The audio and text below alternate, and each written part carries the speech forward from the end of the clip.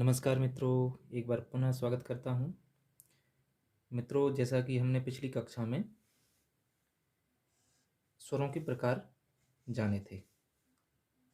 एक तो ह्रस्व जाना था, एक दीर्घ जाना था, एक प्लुत जाना था। हमने 3 प्रकार से देखे थे। अब देखिए, इन्हीं में से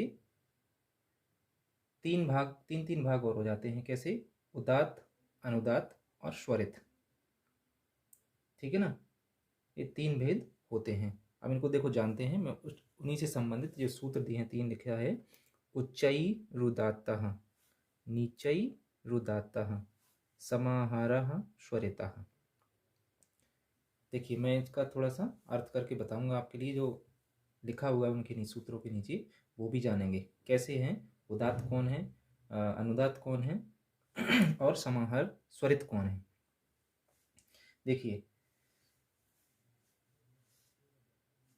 ये लिखा है उच्चई रुदात्त। थोड़ा सा हम इनको ऐसे करेंगे। ये लिखा ना उच्चही, उच्चही।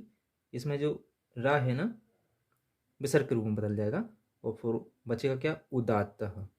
ठीक है। इसको देखो, इस पढ़े नीचही अनुदात्तः, नीचही अनुदात्तः। ये रा आधा बचेगा, विसर्ग के रूप में हो जाएगा और आ निकल के अनुदात्तः हो गया। ठीक है।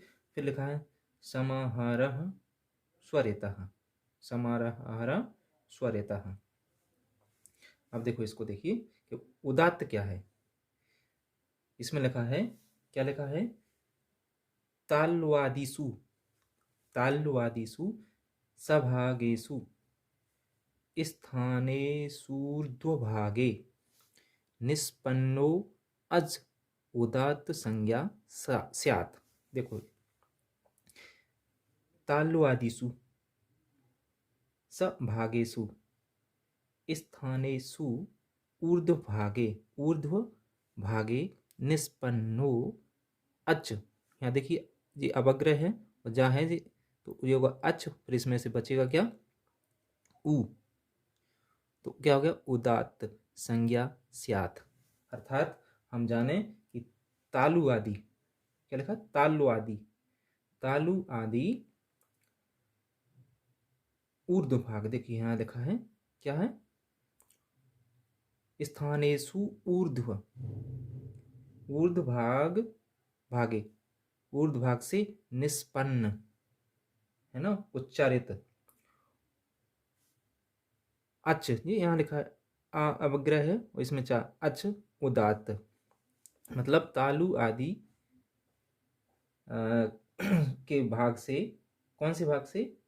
ऊर्ध्व भाग, ऊपर वाले भाग से जो स्वर बोले जाते हैं वो क्या है? उनकी संज्ञा क्या है? उदात्त। देखो, इसमें दिखाई दे रहा है उदात्त। ठीक है। दूसरा देखिए, अब निचई रुदात अनुदात्त, निचई अनुदात्त। अब देखो, यहाँ देखिए, ताल्वादिषु सभागेषु स्थानेषु, स्थानेषु, स्थानेषु। अब इसमें क्या बचा? आ। तो अधोभागे, अधो मान होता नीचे, निष्पन्नो अजनुदात्त।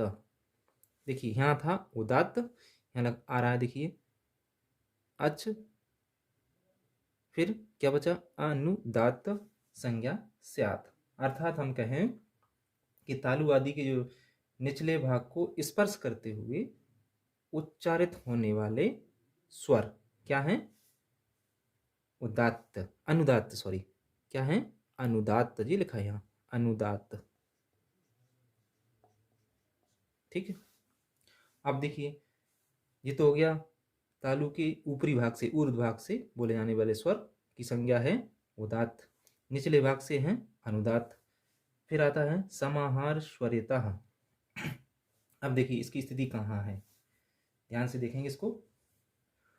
उदात्त अनुदात्वे, उदात्त और अनुदात्त वर्ण धर्मौ समाह्रियेते यस्मिन् सो अच स्वरित संज्ञा स्यात्। अर्थात ये कह रहा है कि उदात्त और अनुदात्त, क्या जिस स्वर में, या कहेंगे हम इसको कि जिस स्वर में उदात्त अनुदात्त दोनों स्वरों के धर्म, ये वर्ण धर्म हो समाहियते, मतलब क्या है, मिश्रित हैं, दोनों के वर्ण धर्म क्या है, मिश्रित हैं, उसे ही क्या कहते हैं, स्वरित। क्या कहते हैं, स्वरित संज्ञा। अब देखिए हमने ये 3 पढ़े थे, कितने, 3। अब इनमें कितने बन जाएंगे आगे देखते हैं। सा नव विधो अपि, सा नव विधो अपि प्रत्येक्यम अनुनासिक अननुनासिकत्वाभ्याम द्विधा, मतलब नवविधो अपि, इन 9 प्रकार के स्वरों में से, 9 प्रकार के स्वरों में से क्या है, प्रत्येक का अनुनासिक और अननुनासिक भेद होते हैं। इस प्रकार से क्या होगा, देखो यहाँ लिखा है प्रत्येकम अनुनासिक, है ना, क्या लिखा है, अनुनासिक, और फिर यहां से देखिए अननुनासिक, अननुनासिक, यहाँ का छूट रहा है, एक सेकंड रुकिए, अनुनासिकत्वाभ्याम, कत्वाभ्याम, तो अनुनासिक और अननुनासिक, ठीक है, स्पष्ट है। अब देखिए हम बात आती है कि अनुनासिक क्या है और अननुनासिक क्या है। हमने देखा है कि अनुनासिक हम किसे कहते हैं, इस तरह से चिन्ह होता है अनुनासिक का, और इसमें अननुनासिक वे कैसे होते हैं, ऐसे सादा रूप में दिखाई देते हैं। तो ये है अनुनासिक और ये अननुनासिक, ठीक है। अब देखिए इनके हमने बोला ना कितने प्रकार हो गए, 18 प्रकार कैसे हो गए। तो आप पहले इसका स्क्रीनशॉट ले लीजिए, फिर मैं बताता हूँ, ठीक है।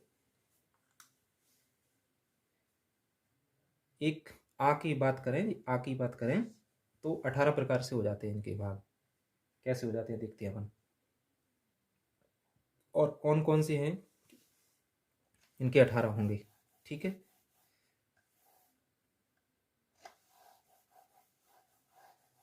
देखिए अब इंटरेस्टिंग होने वाला है, बस देखते चलिए, आप समझते चलिए।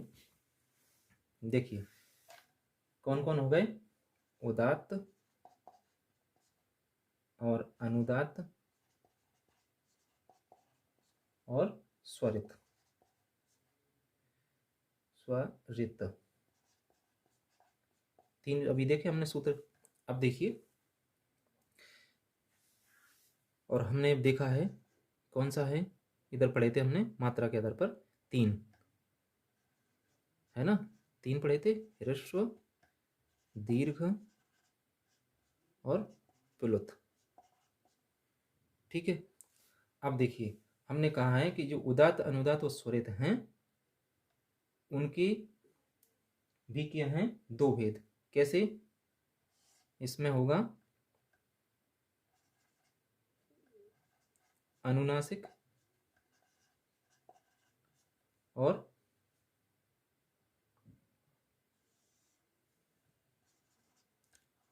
अननुनासिक, अननुनासिक,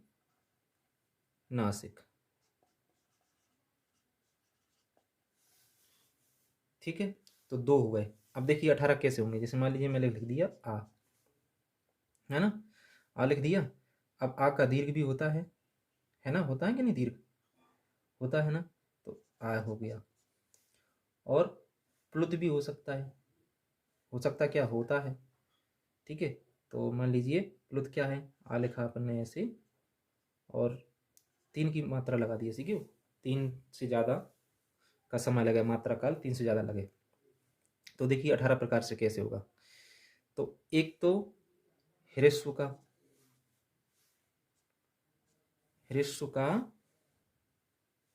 उदात्त होगा, ध्यान से देखना, अनुदात्त होगा और स्वरित हो गया। ठीक है, क्या हो गया? उदात्त हो गया, अनुदात्त हो गया और स्वरित हो गया। कितने हो गए जी? 3 हो गए। अब देखिए, उदात्त, अनुदात्त, स्वरित। अब इन दोनों के भी क्या होंगे? अनुनासिक और अनुनासिक। तो आ का उदात्त के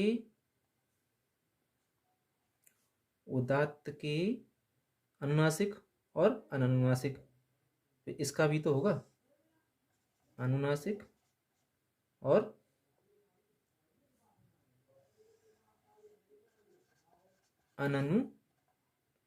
अननुनासिक।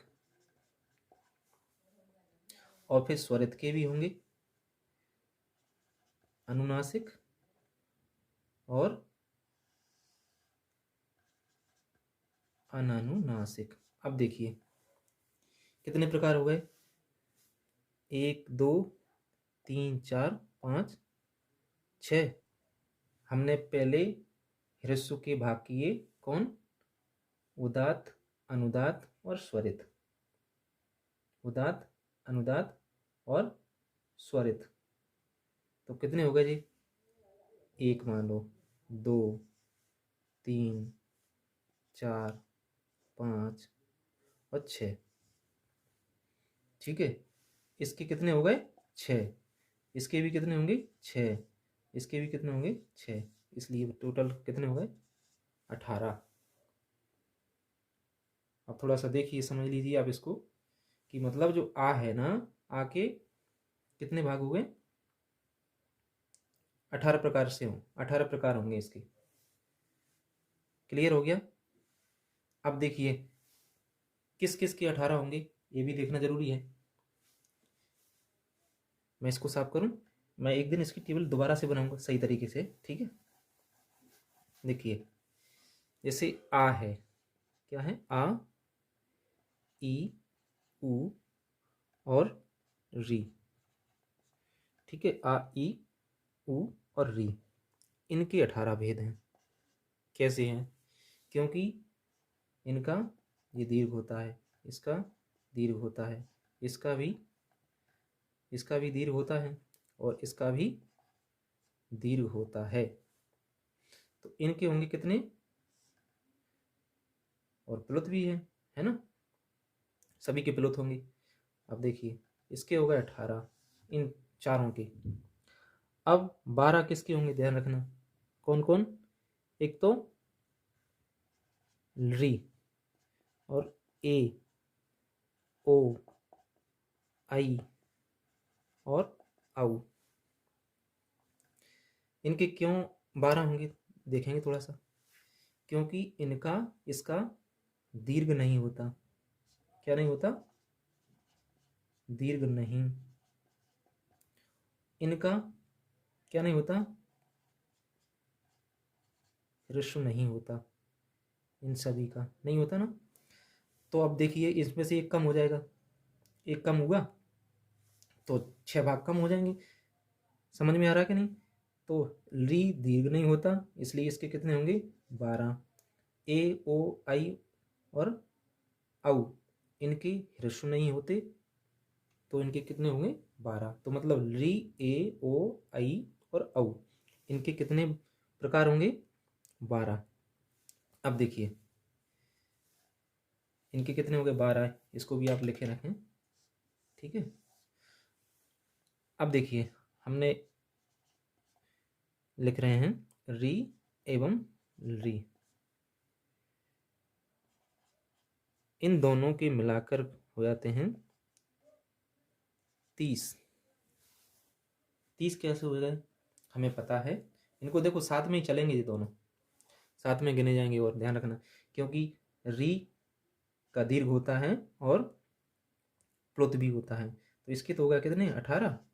और इसका क्या दीर्घ नहीं होता, तो प्लुत होगा, है ना। तो कितने हुए? 12। तो टोटल मिला के कितने होंगे? 30। अब दोनों साथ में क्यों रहेंगे? अब दोनों साथ में इसलिए रहेंगे क्योंकि ये सवर्णी हैं। ठीक है, क्या है ये, सवर्णी हैं, इसलिए इनके कितने भेद हो जाएंगे, 30। ठीक है मित्रों, मैं इसकी टेबल दूंगा कल बना के। अब देखिए अब एक चीज और आ जाती है कि अनुनासिक वाला बात आई थी ना, तो इसके लिए एक सूत्र दिया है। देखिए मैं लिखता हूं, मुख नासिका, मुख नासिका वचनो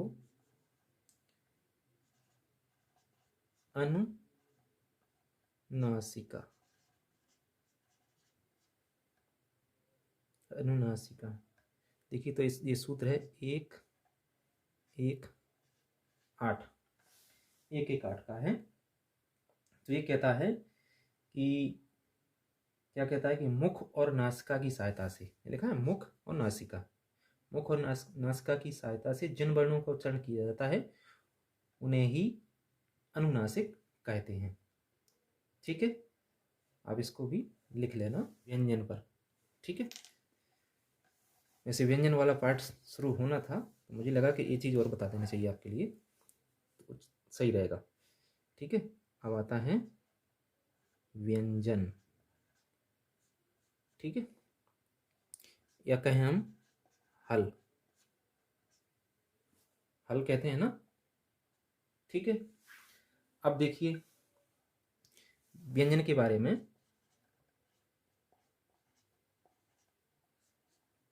व्यंजन को कहते हैं अन्वक, अन्वक भवति, भवति व्यंजनम, व्यंजनम, अन्वक भवति व्यंजनम। अर्थात हम कहें कि जो स्वतंत्र रूप से ना बोला जा सके, है ना, जो ऐसे वर्ण हैं जो स्वतंत्र रूप से ना बोला जा सकें, वो क्या कहलाते हैं, व्यंजन कहलाते हैं। क्यों,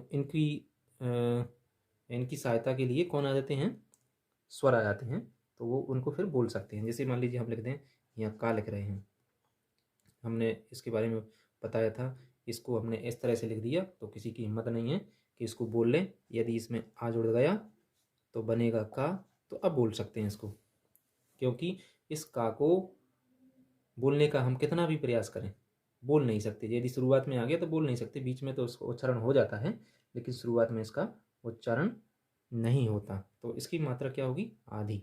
ठीक है, अब आते हैं हम व्यंजनों के बारे में और आगे की चर्चा करते हैं। तो हमें पता है व्यंजनों की संख्या कितनी है, 33 है। चलिए हम जानते हैं। ठीक है, अब इसको लिख देता हूँ कि व्यंजनों के प्रकार के बारे में चर्चा करते हैं अपन। ठीक है, और संख्या आप बोली दी हमने कितनी है, 33 है। अब देखिए व्यंजनों के प्रकार,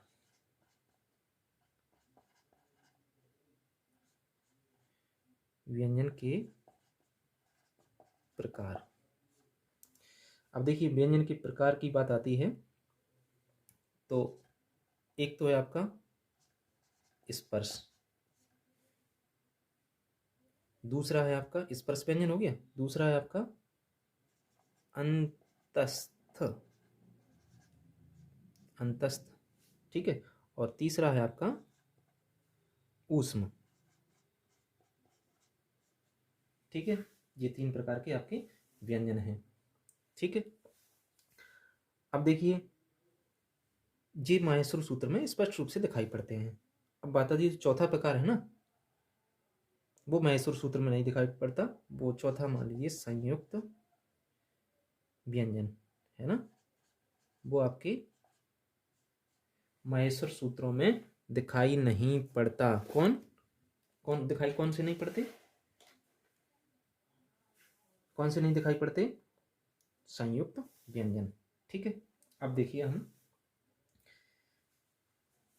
मैं इसको साफ करूं, चलिए अब देखिए जो स्पर्श की चर्चा करते हैं अपन, स्पर्श। ठीक है, स्पर्श के बारे में हम जानते हैं कि संख्या इनकी 25 है। तो कैसे है 25 हम आगे लिखेंगे। आज अपन सामान्य चर्चा करते हैं। तो इसके बारे में है कादयो, क्या कादयो माँ अवसाना, माँ अवसाना, कादयो माँ अवसाना स्पर्श। कैसे, देखिए यहाँ देखो, का आदयो मतलब का आदि से माँ के अवसान तक, माँ के अवसान तक। जैसे का वर्ग हो गया, है ना, कौन कौन से वर्ग हुए, का वर्ग हो गया, चा वर्ग हो गया, टा वर्ग हो गया, ता वर्ग हो गया और पा वर्ग हो गया। तो का से माँ तक कितने वर्ग हो गए, 5 हो गए। तो फिर कितनी संख्या हो जाती है, क्योंकि प्रत्येक वर्ग में 5 है ना, और वर्ग कितने हो गए, 5, टोटल कितने हो गए, 25। 25 हो गए जी, का से लेकर माँ तक 25 हो गए। अब देखिए इनको हम इन्हें किस नाम से और जानते हैं, मैं लिख देता हूँ साथ में, जानते जाए अपन, वर्गाक्षर, है ना। और स्पर्श लिखा ही कि स्पर्श व्यंजन, या कहें वर्गीय व्यंजन, वर्गीय, इधर लिख देता हूँ व्यंजन, ठीक है, वर्गीय व्यंजन। अब देखिए इन्हें क्या कहते हैं, उदित, उदित कहते हैं इन्हें, क्या कहते हैं, उदित। कैसे देखना, इनको उदित संज्ञा दी है कुचु टू तुकु, कु चू टू तू और पू, है ना। एते उदिता, एते उदिता, है ना, एते उदिता।